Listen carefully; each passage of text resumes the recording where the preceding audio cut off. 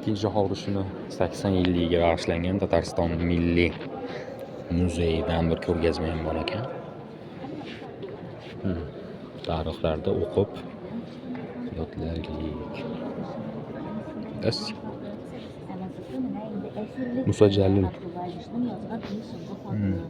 Musa Jalillar rushniki. Musa Jalilga berilgan orden. Кран, над которым прошелся жизнь Муса Джалиля. Musa Jalil. Qo'l yozmasi.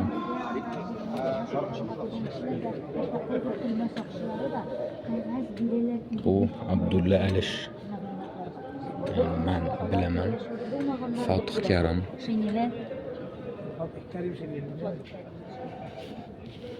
Nikolay Stolyarov, bilmayman kim ekan. Mikhail Devyatov, kombinezon letniy nachviy. Bu urushlarda kombinezon ekan. Maguba Sirtlanova, birinchi uchuvchi. Tatar ayoli.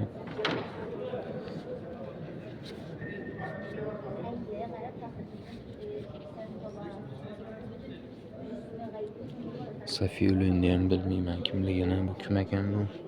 Shinel. Bizda Shinelli yillar degan bir asar bo'lardi bilsalaring. Panfilov. Endi bir bilsalaring Panfilovchilar degan bir allaqachon chiqqan 20 necha kishi ham o'zlari olishib, o'zlari vafot qilishadi deydi. Keyinchalik bir necha yil oldin o'sha arxivda ma'lumotlar e'lon qilindi. Shunchaki bu yolg'on bo'lganligi haqida o'qib ko'rishlaring mumkin.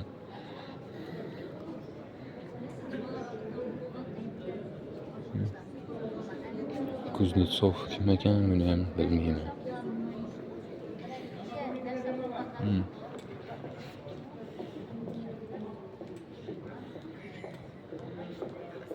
Buyuk Vatan so'g'ishida islom ham musulmonlar.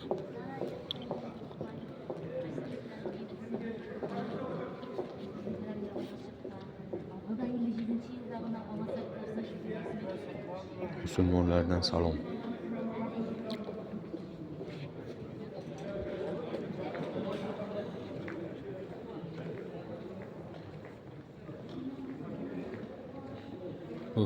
Masjidlar ko'rgazmasi mana. Tuban Baraka masjidi deb qo'yibdi. Atna rayoni 1769-yil ekan mana.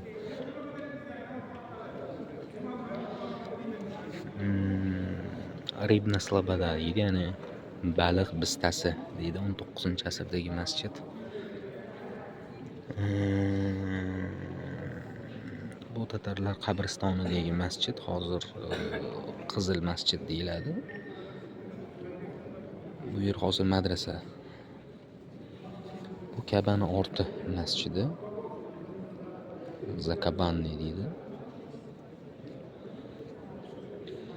Brunay masjidi. Bu ham eski masjidlardan bittasi. Bu Yangi Tatar mahallasidagi masjid, oq masjid deb shunaqa ham deyishadi. Bu ham xuddi shu masjidda tugatilishi. Bu Somon bozori masjidi deb tarjima qilsak bo'ladi. Tatarchasiga Pechin bozori bo'ladi. Hozir Saporniy mechit deyiladi. Bu Apanay masjidi, eski masjidlardan. 1768-yil qurilgan. Zangar masjidi.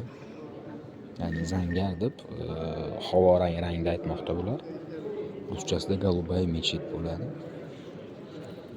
Beliyev masjidi, muftiyat shuni yonida joylashgan. Bu Marjoniy masjidi 1767-yil. Birinchi qurilgan masjid. Hozir ta'mirdan chiqqan.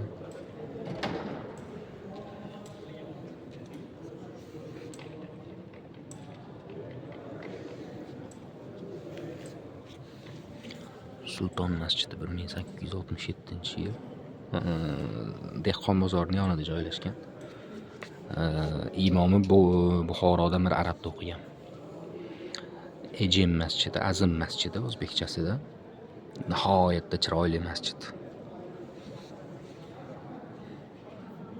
Shu bilan tugatdik.